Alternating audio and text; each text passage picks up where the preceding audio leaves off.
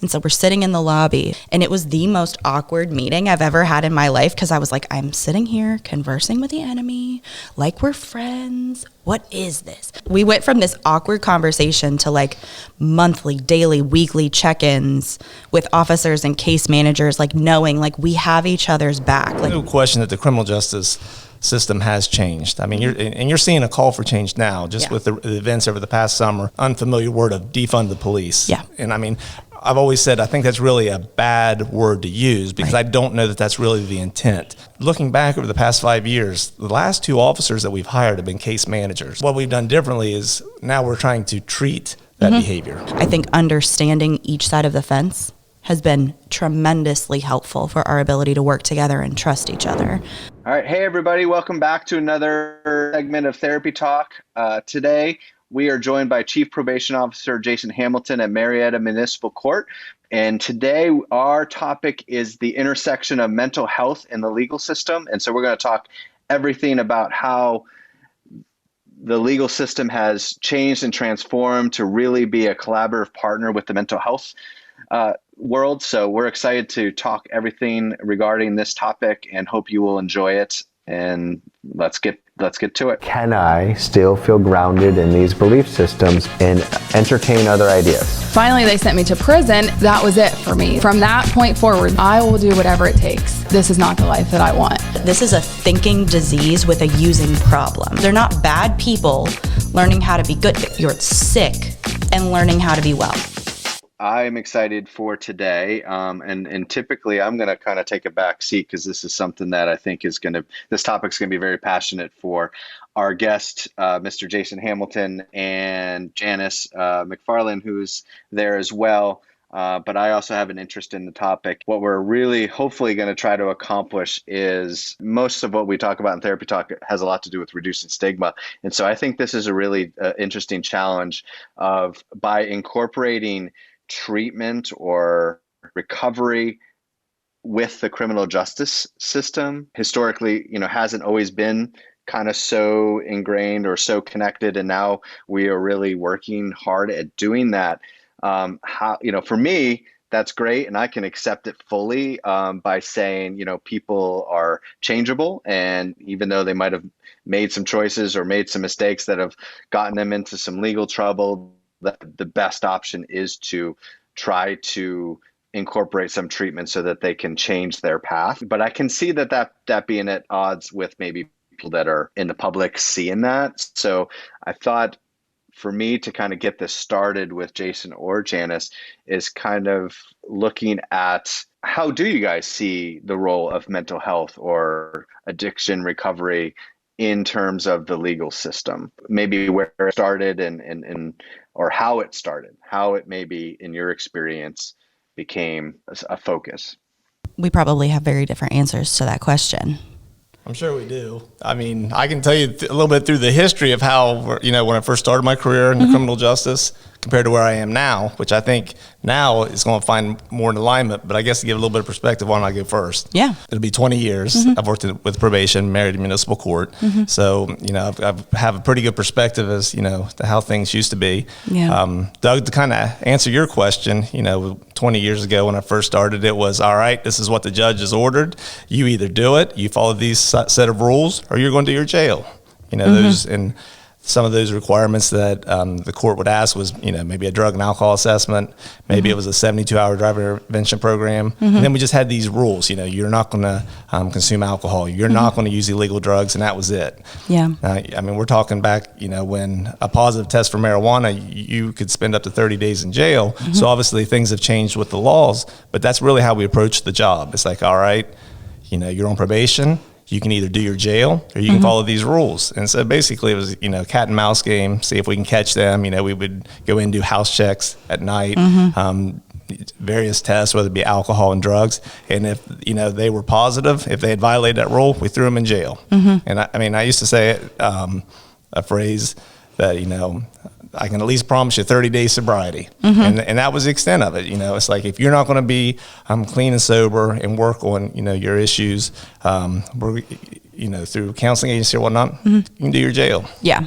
And I think that's probably the biggest difference for me. I've only been working with criminal justice systems for like 7-ish years. That's how long I've been in the field. But my perception of criminal justice, of municipal court, probation, or APA, was the role of those two agencies was to catch you doing something wrong, whereas now it's to help you do something right, if that makes sense. Like before, like you're talking about, like we're going to do in-house checks and drug screens and stuff. It was kind of like, let me catch you doing something wrong, because when you're doing something wrong, we know exactly what we're supposed to do. Now I think we spend a lot more time talking about how do we help this person do what they're supposed to do, instead of just hands off, go live your life according to the terms of your probation. And when we catch you doing something wrong, you're going to jail. Somebody gets on probation and we're instantly having conversations about, so these are the barriers before. What are we going to do to address those this time? And we know that they're going to fail on certain criteria. How are we going to help that person overcome that so that they can have a successful discharge from probation, instead of just having people cash in time? Because they still do that pretty often sometimes, if they don't want to change. When they come to us and they say, well, I'm just going to go do my jail. I don't want to do this. That is totally fine. That is absolutely your choice. It is your life. These are your hours of your life. You can spend them however and wherever you would like to. But understand that if you go to jail and cash in your time, you lose the assistance of municipal court, you lose the assistance of your probation officer, you lose the assistance of your case manager at municipal court, and then it's on you to follow up with your treatment. So the chances of you having a better life if you go cash in your days because you're frustrated right now, like we're much more, I think, patient about that now between the agencies. I would definitely agree with that. One thing that I think has really helped specifically to our agency, and I mean, there's no question that the criminal justice system has changed. I mean, you're seeing a call for change now, just with the events over the past summer. And I know that there's been a very unfamiliar word of defund the police. Yeah. And I mean, I've always said I think that's really a bad word to use, because I don't know that that's really the intent to defund the police. I mean, we are law enforcement officers, you know, with probation, but at the same time, I can see the actions that they want because of the title, which I think is horrible. And that's really, you know, the role of how law enforcement interacts with those that are in the criminal justice system. One thing that I can speak to those that are already there. We have very little turnover with our officers. Very true. They're very well educated. We attend by grant standards and voluntarily. We do a lot of trainings. I mean, actually, we do trainings with your agency as well. So you're very familiar with the standards that we impose upon our officers. But looking back over the past 5 years, the last 2 officers that we've hired have been case managers. So it's like, you know, we realize that there is that need for to hold, I like to say, accountability. Exactly. That's where the probation officer's role is, as far as you're going to go in and you're going to hold them accountable. Now, we've had to change the definition of what success is. Yeah. So when, you know, I think a lot of times when people say, I know this individual is using drugs or this individual is breaking their probation, 9 times out of 10, we're already aware of that. Yeah. What we've done differently is now we're trying to treat that behavior. We're trying to treat that addiction. Yeah. And I mean, as you talk about from the outside, it looks like we're failing to do our jobs. But I think I'd make the argument that, you know, we're probably doing our jobs more successfully now than we ever have. I mean, it's not the traditional model. Right. But again, going back to case management services. So now, instead of that person just dealing with the probation officer, where it's like, you know, are you clean and sober? Are you attending your counseling? We're having a case manager sit in there that's doing a case plan. That's you know, the services are based on an assessment. Communication is improved with those that are, you know, with the counseling agencies. Agreed. And we're actually starting to see some successes. I mean, now the truth is, you know, addiction is, I think, because we're more knowledgeable. To sit there and say that it's a fight that we're always going to have. There's no question about that. But the success is, where is this person long term? I think the best way I could probably explain it was earlier on when you talk about probation, it was only that person just needs to be successful for that term of probation. Right. And that's the wrong way to look at it. When we work with people now, we want them to be successful for the rest of their life. Yeah. We want to give them the skill sets that once that term of supervision is over with, that they're able to live their life, a better life, and an improved life. One of the biggest changes from my side of the street is, instead of looking at probation as an adversary or something to protect my clients from, now at the agency, we view all of our probation officers as a resource to help this person learn the tools of how to live, which from our side is very different from when I started 7 years ago. I'm curious, because you mentioned something that when you first started out, that they were on probation, you were going out trying to catch them, so, and I don't know, from like a unconscious kind of way, you were confident, or were you confident that the restrictions that were in place by the judge were gonna do the job? Because if you're kind of going out looking to catch them, there wasn't, did you have that confidence that that's all you needed was just set up these restrictions and, here are the rules, and that's all they needed was to know that they're rules and that they'll be able to recover? But did you have that confidence if you had to kind of go out and try to catch them or find them in that place where we could kind of bring them back in? Well, I think a lot of it has to do with how we've redefined what success was and is. It used to be success was catching them. It was, it was almost like, we know you did wrong. You're convicted, because when in the role of probation supervision, we're dealing with convicted criminals. Yeah. A lot of times when you think of the police officers and stuff, when they go out, obviously they're dealing with the criminals, but a lot of times they're not. They're out there, and the individuals we deal with are convicted. Yeah. So we're past that point of, innocence. But at the same time, it's like, instead of approaching it, all right, we know your past, we know what you're capable of. It's like, we're changing it in the sense of, what are you capable of outside of the criminal realm? I mean, we've talked about like case managers, things like that, but we've kind of even went further. I mean, when you think of those that have been in supervision with us in years past, we're using them now as peer support. We're getting them involved. Once you show a track record, and the reason being is because they've lived that life. Honestly, I've never lived a life of addiction myself. I have a good understanding of it, but for me to sit there and lecture people about it, that's just, it proves to be ineffective. And we're definitely seeing success by those that have walked that path before to really relate with them. To take it back, like in the opioid crisis, there was a period in time where doctors trusted the education they had and believed that opioids would not cause addiction because that's what they were being told by Purdue Pharma. Back when you started, obviously now we define success very differently. Like the role of probation, in my eyes, is completely different from how it used to be. So like back in the day when you started, like, did you think like the rules of probation, like these conditions that we have here, like this is all people need in order to change their behavior, to not get in trouble? Like, think back to like when you started. Do you feel like you believed in like that model at the time? Obviously we've changed. Oh, absolutely. To me, success when I first started was, this is what the judge has ordered. And it was almost like a checklist. Yeah. You need to complete every single one of these items on a checklist or it's unsuccessful, and I'll give you up to the last day to do it. But if you haven't done that, if you haven't met every box, and as far as, I was concerned at the time, you need to do your jail. You was given a choice. You said at the time when you were either found guilty, you said, I will do what's required of me. Now today, and I do mean this with all seriousness, there are some clients that we will get placed under supervision, and the terms are a little bit longer now because we're finding that it takes a little long, it takes a lot longer, to get the kind of success that we're going for. But a lot of times with people that are heavy into addiction, success is defined by that person just simply still being alive after a period. And that's a goal. That's a legitimate goal that we strive for. It's not the fact that, you did every single thing that was court ordered and it's done. Now we like to see that they're working towards that. Yeah. But it's just really our responsibility. And I think, as time and experience in this field, instead of going into a house now, when we do house checks, because obviously that's still part of our job. Yeah. It's like you look for different things. Instead of looking for the alcohol in the refrigerator, instead of maybe finding, their personal use of, marijuana or, and we find the hard drugs every time. It's almost like our eyes we focus on maybe the kids that are living in the house. Yeah. What's the living conditions? Right. So instead of spending, 30 minutes addressing that person, you're not allowed to be using drugs, and here it is. Right. Maybe that conversation, now we will eventually deal with that. Yeah. But at the time while you're in that environment, it's like, what about the children? Right. It's not, because you're the role, we're letting the parents know that they are the role model.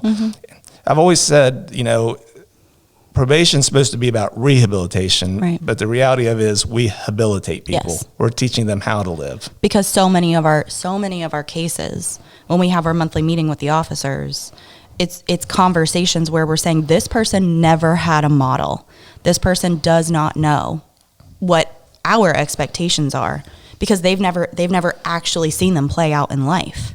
They don't have anybody to look to and say, that's how they're asking me to live. We are habilitating, not rehabilitating. That's absolutely correct. But it's an interesting perspective, because I think people on the outside would see it as, well, they know how to live and they're choosing not to live that way, that they're just wanting to do these drugs and wreak havoc all over the community. But in reality, what we know, certainly from our perspective, is that that's not true, that, they haven't been given all the tools that they need, all the skills haven't been built for them to kind of navigate the challenges of life successfully or without the drugs and alcohol or the crime, that they missed out on something they should have been given growing up, and that's what we face. And I think it's a good indication of why you have to do more than just rules in place, follow them, or go to jail, because those things don't really lead to a lot of success by themselves. No, and I think, when you just said they haven't been given all the skills, a lot of the times we're talking about, the word isn't they haven't been given all the skills, the word is they haven't been given any of the skills. We're teaching these people very, very basic things. Chronologically, they may be 40 years old, but behaviorally, cognitively, life experience, we're talking about like kindergartners a lot of the time. Oh, absolutely. I mean, I know that with the officers and the case managers, I mean, we're dealing with, sometimes it can be hygiene issues. We do a clothing giveaway. So, we're do training with them as far as for employment, because a lot of times, they've maybe been on assistance and they've never, felt self-worth to go look for a job. Right. And, a lot of times once they start seeing some of those successes, like maybe, they have a period of being clean, especially, when we talk about drugs, I hate to generalize it, but even more so in the past several, with the increase in methamphetamine, it's like, it's something, with heroin and opiate, the consequences are obviously pretty grave. Yeah. But with meth, it doesn't prove to be as lethal. Yeah. However, as far as the brain functioning of clients, it's almost like there has to be this time period for just to even be able to relate with them, for them to.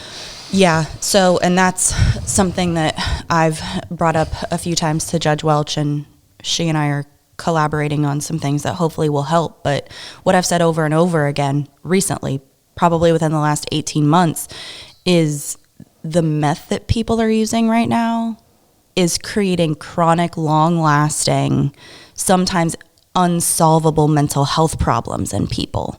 They were totally fine, meaning like their mental health. They didn't have depression, they didn't have psychosis, they didn't have delusionary thinking, and then they get on meth, even for a short period of time, even once or twice. And then for the rest of their life, we're dealing with somebody that now has a residual mental illness because the meth created substantial, long-lasting change in the way that their brain functions. It's insane. Oh, absolutely. And just to kind of, concur with that, with the methamphetamine, which, bar none, that is the one drug that, people are failing their drug tests. Yeah, because they got afraid of dying on heroin and opiates, but they weren't ready to get clean, so they started using meth. And the average person looks and says, well, methamphetamine isn't an opioid. Why would they use that? It's not the same. They don't care. And they just want to feel different. They don't want to feel the way that they feel when they're sober. They do. And they feel safe, and it's the easiest thing for them. It's the cheapest thing for them to self-medicate for. And in reality, people say, well, I don't understand why, well, the truth of it is, if you were looking for alcohol to fill that void, meth is a lot cheaper. Yeah, it is. I mean, it's an economical thing. It's a lot more bang for your buck, that's for sure. And I would definitely agree with your assessment about the mental health. I mean, just to put it in perspective, in a 6-month period in 2020, we were limited in the amount of house checks that we did. But even with that limited, time where basically everything stopped, we took over 200 firearms out of these homes in a 6-month period. And that is directly related to the paranoia, the methamphetamine. We're not talking we took grandpa's shotgun out of the house. We're talking about loaded handguns underneath their pillow. And, the field's really become a lot more dangerous. And we're still going in to do the accountability, but at the same time, I think we got our hands full. Yeah. There's kind of two conversations about addiction and then about mental health. Because you and I have collaborated on a couple of cases with people who we know have chronic, untreated mental health issues. And that underlying issue is what perpetuates criminal behavior. It's very low level criminal behavior, but it's sometimes very clear to us that people coming through the court system have undiagnosed, untreated mental health issues, but there's not a real system set up to help support them and get them well the same way there is. Like, you can pee in a cup and we can say, "Ooh, you're using drugs." Now I can instantaneously connect you with treatment. There's no cup to pee in. There's no finger prick like diabetes for mental health. It's much harder because we're talking about a violation of human rights a lot of times, to take away this person's right to make their own choices about what they will and won't do for themselves. And that's been something that I think we're still working on fixing, the mental health side of things. And that's, I think, the most frustrating for me. Most of the people that we're talking about, they have treatable mental illness, but it's just so hard to connect them to what they need and provide accountability that still honors the dignity of that person. It's so much harder with mental health. I would agree, and I would say locally, and you know, as a shout out to some of our local agencies, the CIT training, the crisis intervention training. Mm-hmm. You know, just with the interactions that I've seen with the local law enforcement who have went through that training, and you know, we've participated a little bit as well. Mm-hmm. I mean, it really has made a difference, because now it's like, you know, they're going out on a call, and you're a lot of times they're already under the supervision, but they're taking that information. I think that's how they approach these individuals a little bit differently, and I think it makes, you know, it's important as law enforcement officers, as probation officers, and just anyone in the corrections field, even those that are, you know, even if they get it to the jail, that we recognize mental health issues that you're speaking of, and I really think that it's important that we recognize it early. And I think the difference between now and say the 20 years ago is, you know, there are more resources available. I mean, Life and Purpose, obviously, but you know, we have Hopewell down in Belpre, we have the Oriana House, and then Rigel.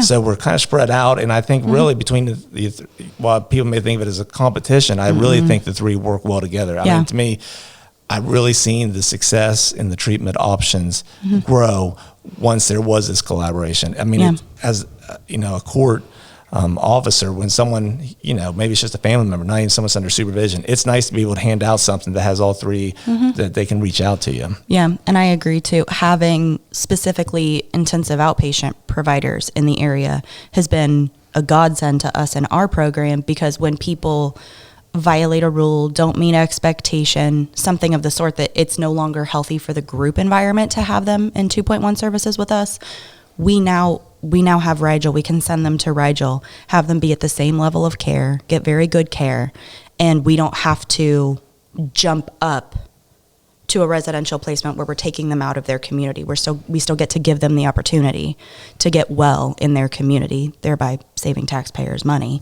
I think the unfortunate thing about it all is that there's enough work to be done.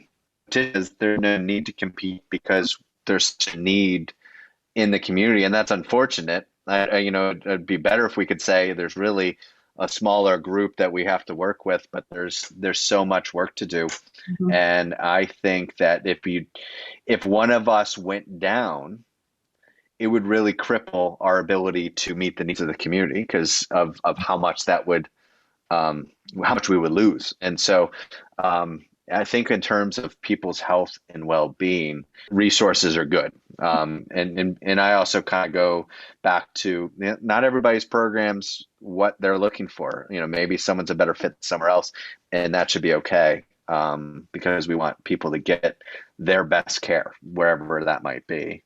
You know, our intensive outpatient programming requires a much different level of change than maybe some of the other IOPs. Some of the other IOPs may be a little bit more, let's learn the basics, let's figure out how to implement the basics. We want to hold on to you long enough that we can see that long-term change, like you're talking about with your officers. We don't just want you to be good for the time that you're here. We want to make sure that you stay good after you're gone. And so we hold on a little bit longer, maybe than some other programs, but it's important to have the spectrum of options so that whatever stage of change the person that you're meeting with is at, you have a program that meets that maybe stretches them but doesn't break them, because we all have different expectations in our programs. And it's important to know what the expectations are so that you can appropriately match someone individually with what they present to you with. What we're doing really well right now is when we meet every month with the officers, it's like everybody has a different expectation. Like every individual that we roll down on the list, people have different expectations based on their past, based on their present functioning, based on a history of what we know maybe about the family system or something else. Yeah, there are, according to probationary rules, like absolutes. But at the same point, everybody has a different way to get there. We're not as black and white as we used to be. We are communicating much better. And I think so much trust right now between our agencies, between the people who work at our agencies. There is, and one thing, I haven't really spoken a lot about it, but I think you would be in agreement with this. I think I had the opportunity to work with Janet Welch, the judge of municipal court for the past 14 years. And you know what? She's really, through her tenure, I mean, that's really when a lot of these changes have went forward. And like you said, it's always the outside looking in. And I think that's really, a compliment to her in the fact that she has been proactive in how she approaches these things, flexible maybe, but always with evidence-based practices. And I think that was, one thing, science was my worst subject in school. Science was my worst subject. But when you actually see the science of how these things work, and IOP, that was not anything, that really wasn't a reality with probation.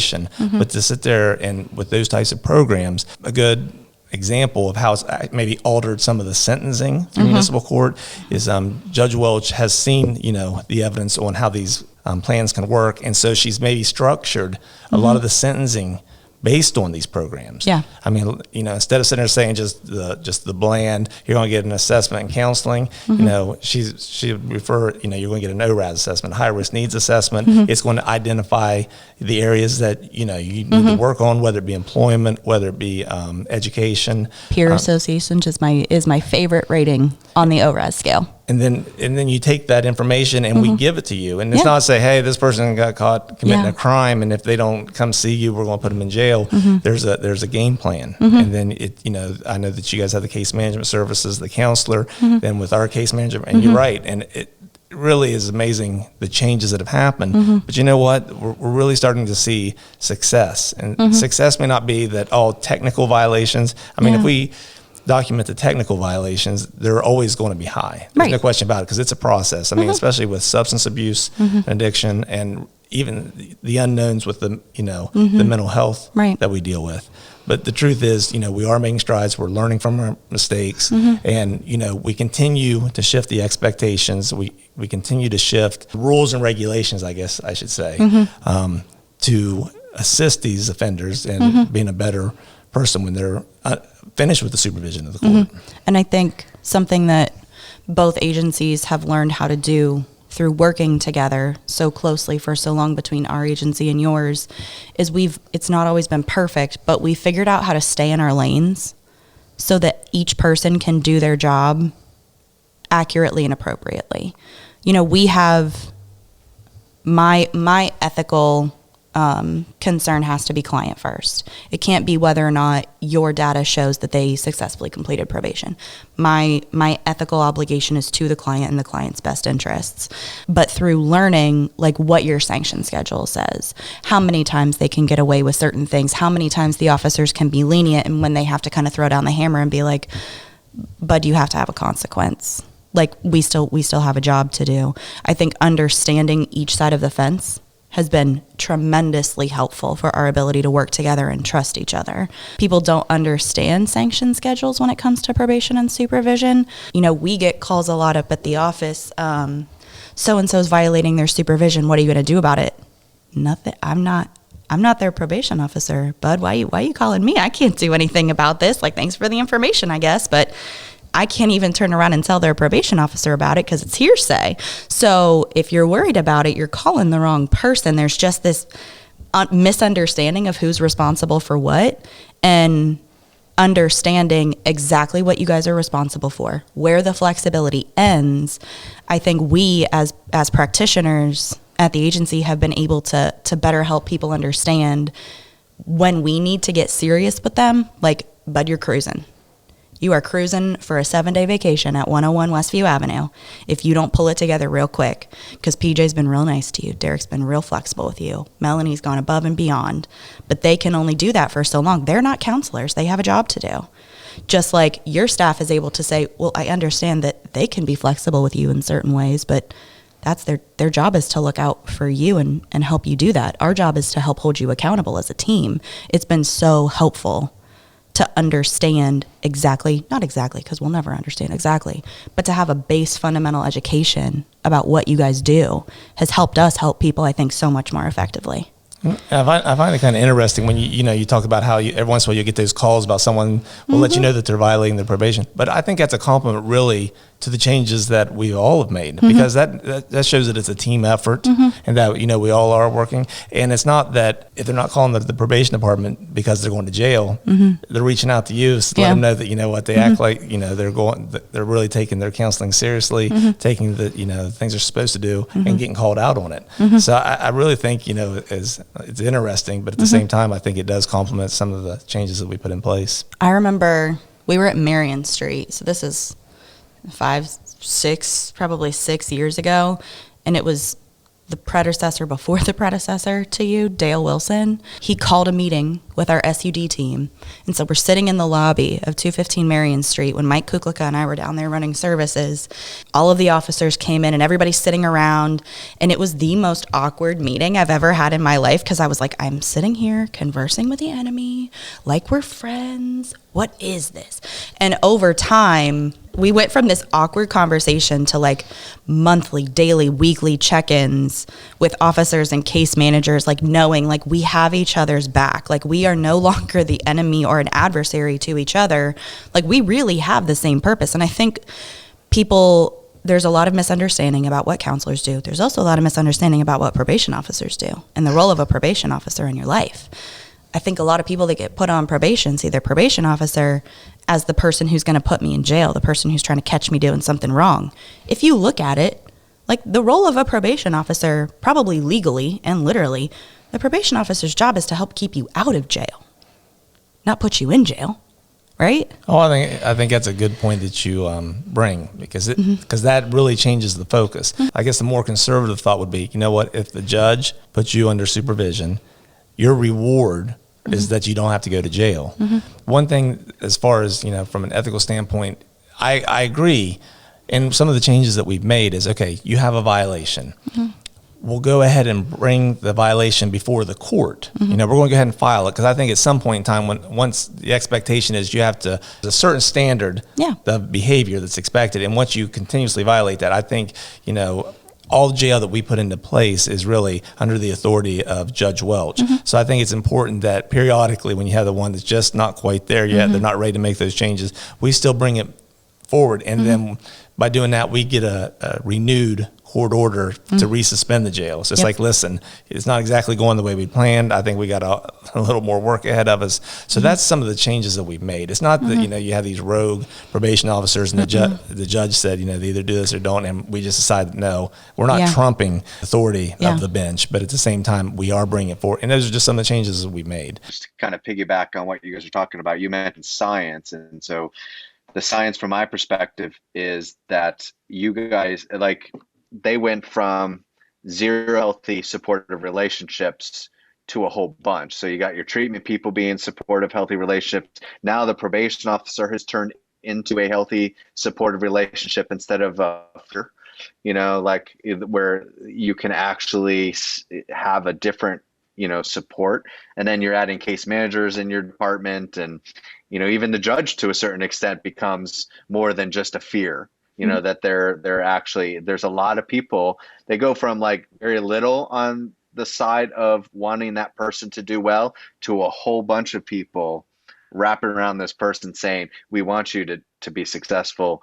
And I'd be curious, at least from your perspective, do you notice a change in terms of your interactions with people on probation, or as they come into your department, maybe being able to have a different experience with them versus maybe always having that conversation of, okay, here you go again, violating this again, that there's more to it, that the relationship is different in terms of how you work with people?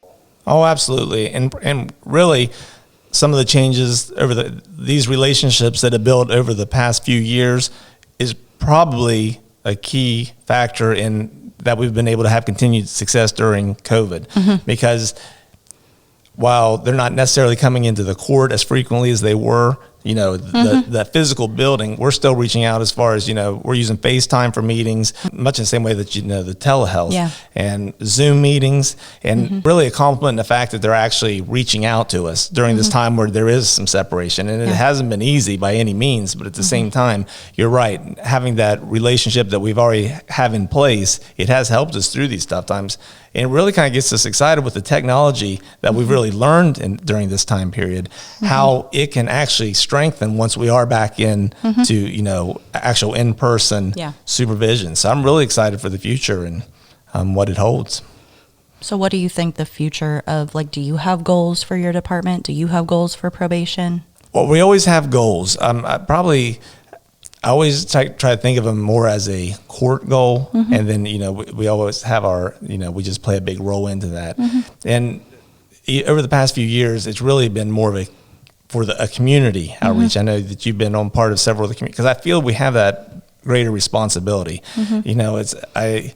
When I sit there and I think about, all the individuals we've had on probation, while I've been there 20 years, I've still been like 3 different generations. I have their grandparents, the parents, and now the kids, that are going through.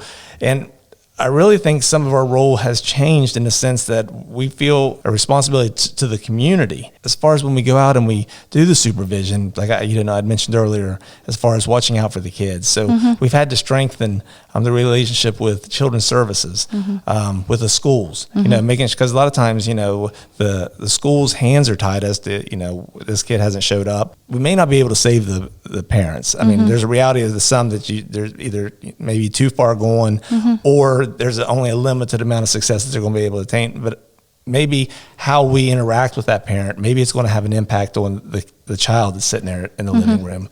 Maybe the child is in the waiting room with their parent.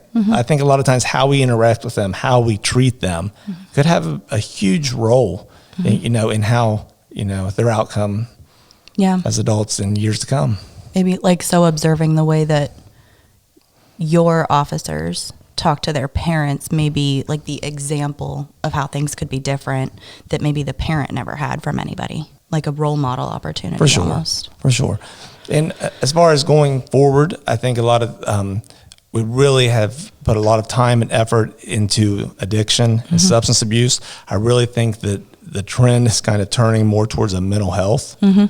I think we're going to be putting more focus on that in the future, whether that be in a specialized docket, a mental health court, or just, I always feel that we've kind of run our own drug court without the, We've never had a specialized docket, but we run it like a drug court. But I do think to address mental health in a more systematic, more organized way is something that we're going to be doing here in the very near future. Which makes me excited because that's a need. I think, to me, and this is just from my perspective, if people are getting in trouble with the law, getting convicted in jail, that's an indication that something's wrong. Whether it's whether we isolate it or label it as addiction or we label it as a mental health problem, there's something that is not going well in that person's life that needs addressed. And so by incorporating those things into the legal process says, we want to be on the team that helps make things better, versus you're just a warehouse for people that, don't do well, and so, and that's not good for anybody, let alone the community. So, and I'm curious, because I know that there's probably a group of people out there that really talk about decriminalizing drugs or alcohol, and then there's on the other side of the spectrum, throw the book at them and just anybody that's on drugs just kind of throw them out. Like there's the full criminal justice resources of jail and whatever, and then the other side is let's just not make it illegal and then we're going to have no problems. One of the things that I really appreciate about the relationship that when I came into this organization was already established and really building is I am always at the thing, I don't care how you get to me in services, I just need you to get to me. And so by having this oversight, the supervision, the ability to maybe it is to kind of force their hand to, go get services, then we have the opportunity to make real change. whereas maybe that's not the case. So I do think that you don't want to go on either extreme. I would be worried at the other extreme, because then how do you get people to really engage in treatment if there's no kind of boundaries with it? But also, you can't really, we have to believe that people are changeable and that people can turn their life around. So I'm curious as to your perspective on that, or role to get people engaged in treatment. Just that's how they get to us. Through this conversation, and I guess I've always talked about the mistakes we may have made in the past. Probably a bigger one was when you talk about substance abuse or even mental health to this day, because I'm really it's on the uptick with identifying those that have suffer from some form of mental health issue.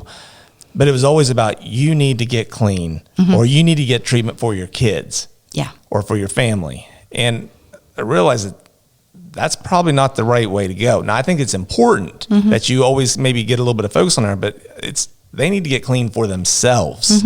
And before, they can take care of themselves, before they make those changes for themselves, everything else is really irrelevant. And I hate to say that, because when you're talking about their kids, because a lot of people that have never suffered from, substance abuse, they don't get that. But, if you supervise enough, you see it.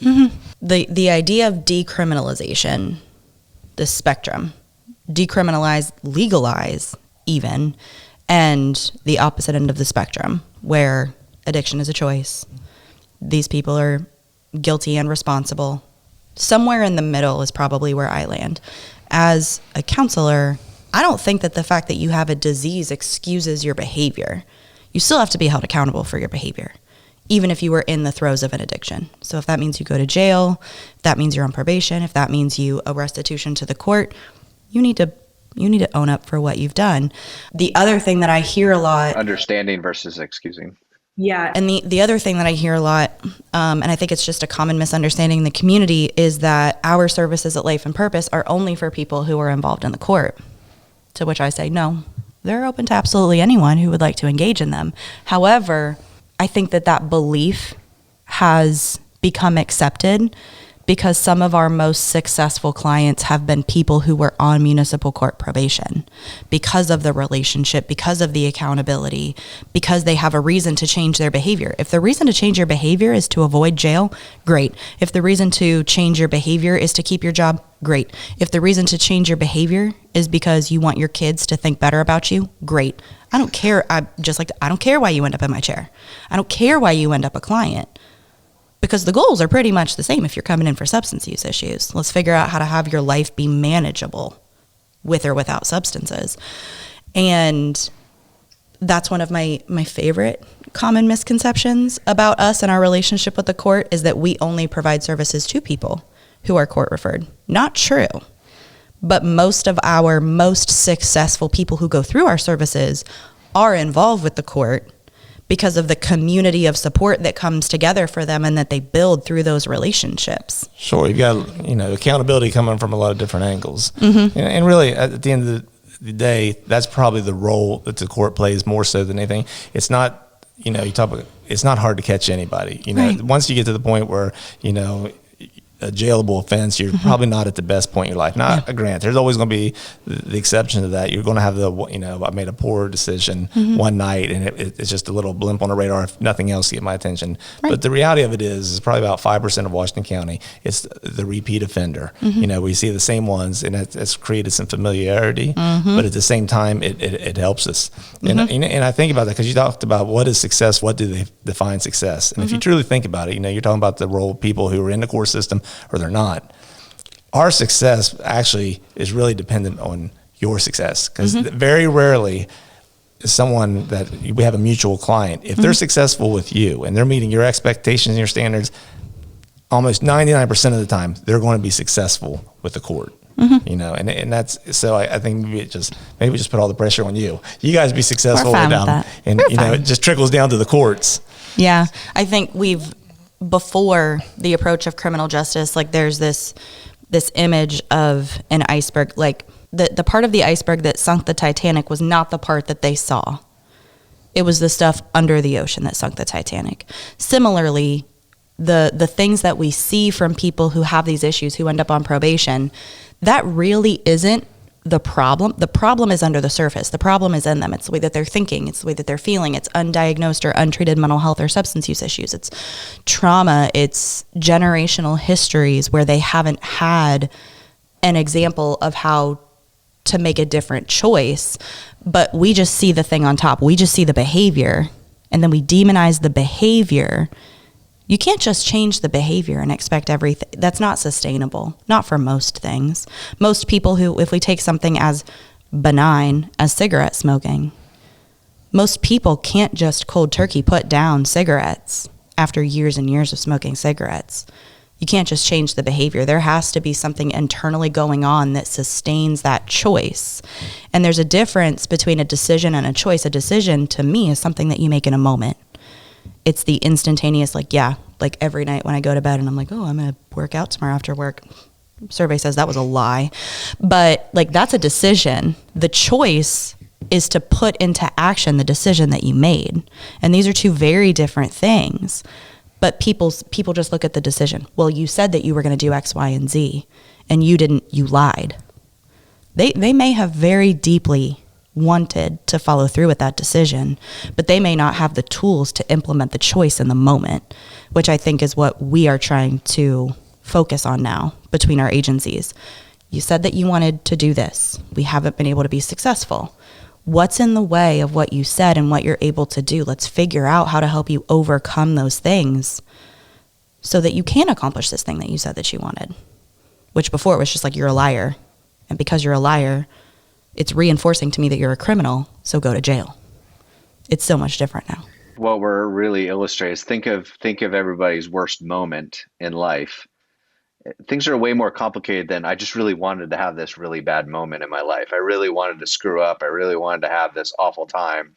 You know, things are just way more complicated than you just did this and that's it, you know, and so if you don't look at the other pieces or the things underneath the water, we're going to continue to be frustrated and banging our head against the walls because we're not getting kind of that success. So where we just treat the tip, we end up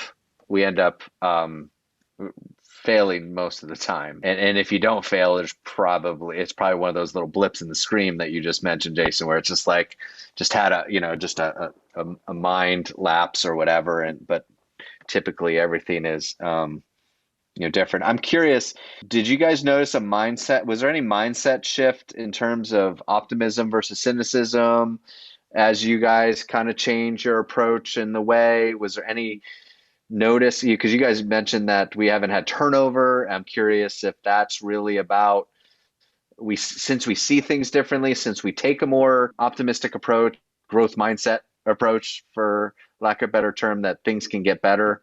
Maybe there is a mind. I don't know. I was curious as the differences in lifetimes for you in terms of how your job was or how you felt. Save the tough questions for last. No, to be honest, and it's something, I think a lot of times if you're honest about the mistakes you made, I think it's easier to move forward. There's no question that I was probably one of the driving forces to not change. I grew up pretty conservative. Never really had any family members that dealt with the criminal justice system. And to me, it was pretty black and white. Ironically, for as much thinking as I do in the gray area, it was easy for me to just, departmentalize, and it was black and white, and it's what it was. So as far as this enthusiasm to change, I was probably, personally, the one that was the most resistant to it. It's like, because every time that these models, came forward in the show, I was like, the judge said this is what it is. So that's my confession. And then as far, just honestly, just to go through the officers, you have Melanie Farrell, who, she's worked under Judge Newsom as well as Judge Welch. And she was a little slow to change, but was always, but probably has more compassion than anyone in that office. No question. Even people who aren't on supervision with Melanie anymore, if they continue services and they have a problem and they don't have, say, like a healthy female role model, like, why don't you just call up Mel? Her phone number hasn't changed. Call Mel. And they do. They do. And she continues that supportive relationship with people even when they're not under her supervision, which I appreciate so much. Mel's in it for your lifetime. time. So on paper, I would say she was hesitant to change, but she already lived that by example. She was always accepting of where they were. She could always bring it to reality as to put yourself in their shoes. You think with PJ, he worked with the juveniles, so he's, as a probation officer, he's been in the criminal justice system locally. Honestly, I think he was probably the smoothest to change. I would agree. And then with Derek, we didn't give him a choice, Yeah, he came into it when we were already on the other side of the fence. It's like we was already over, and it's like, this is how it's going to be. And honestly, there's no... I've really enjoyed watching Derek grow in his professionalism, because there's no one that they're going to attack more than the new probation officer. Because there's two things that's going against you. You're new and you're the youngest. And there's just something about holding people accountable when you're younger, no matter what. And he's really done it well. I mean, I think he's really has the personality to point them in the right direction. So, I mean, short answer is it wasn't easy. I was probably a huge part of holding it up, but... Well, and, to speak of somebody who's no longer in your office, Eric Brockmeyer and I worked together pretty intensely when the attitude of probation changed. There were many times that he would come, we were at Marion Street still, so I was kind of like in this little bubble separated from the rest of the agency. And he would call me and he would be frustrated with a probationer that he was working with, and he would say, "Do you have anybody in your office now?" And I would say, "No." And then 3 seconds later, he's literally walking into my office and shutting my door and being like, "I need you to explain to me again why I shouldn't just go arrest this person." And I'm like, "Okay, so let's walk through like the disease of addiction. Let's talk about how mental health." And like, that's what I've appreciated a lot, is even though there was some skepticism, there was some like, I don't really know if I agree with what these people are. There's always been this open-mindedness and willingness to learn from the officers. Like if I call, and there's been multiple times where we call people and they're ready to just throw the person in jail, put the PV in and go all in. And we're like, hold on a minute. Let me just explain to you what we've been working on in treatment, maybe why you're seeing some of the things that you're seeing.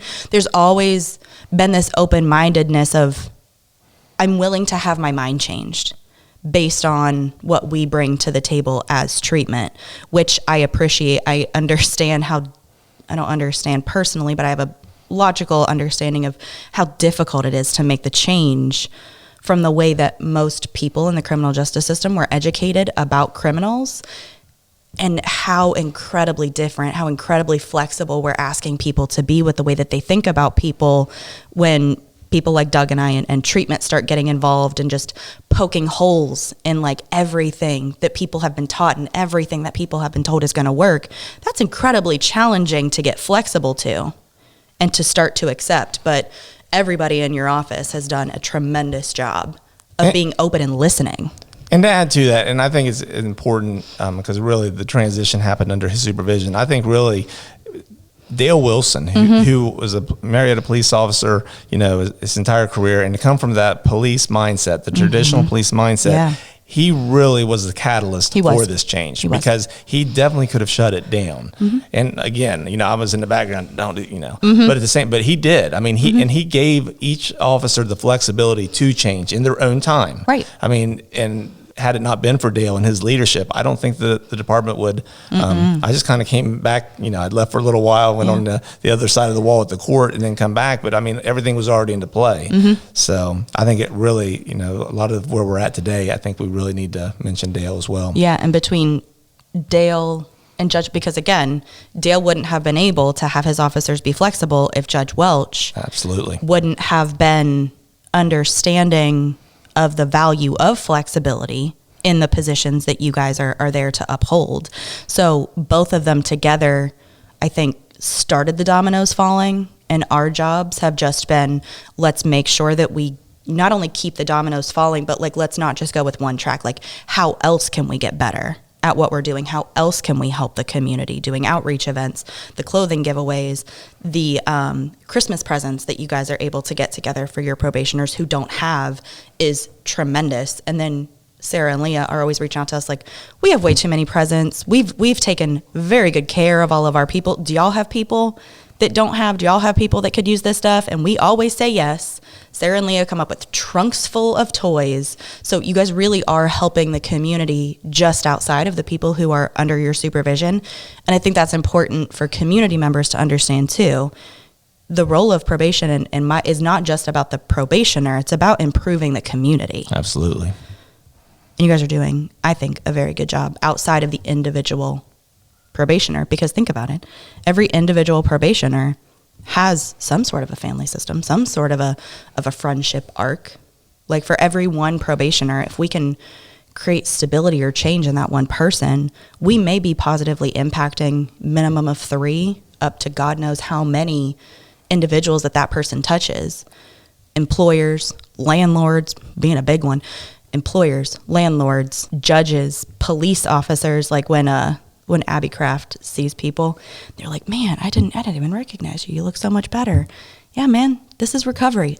If Abby, she hates when I call her Abby Roach, but if Abby Roach can do what she's done, if Shay can do what she's done, anybody can do this if they just trust systems like ours to help them. I genuinely want to help you be who you want to be. Like, I've got your back. Please trust us.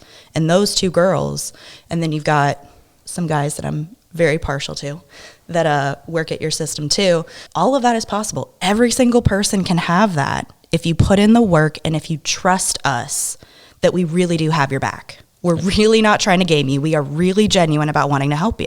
Agreed. This is a really good place to kind of end, but I think what we're identifying is that we're working for the common goal of a healthy community and to help others. And so we have different roles, different positions. You know, if we're like a team on a sport team, we have different roles on the team. And I think that helps us be more successful if we can navigate all the different systems that are affected, number one, by these issues. I think we're going to be way more successful when we work together. And so that really is nice that we can agree or come together on the same mission and goal, and work together to achieve that. So, Jason, I wanted to thank you for joining us. I was really looking forward to, even though this is not my expertise as much as for Janice, I think it's a really important issue to share with the Mid-Ohio Valley and beyond. And I'm great to be able to have this opportunity to have you on to talk about this. And I'm hoping people also find it valuable to kind of say, oh, I didn't really realize that about probation and the role and their value in the community. So thank you. Thank you, Doug. Thank you, Janice, for the opportunity. Yeah. And everybody, Municipal Court Probation has a Facebook page. We do. And you guys share resources and stuff going on in the community, so people need to check it out and follow it for some information.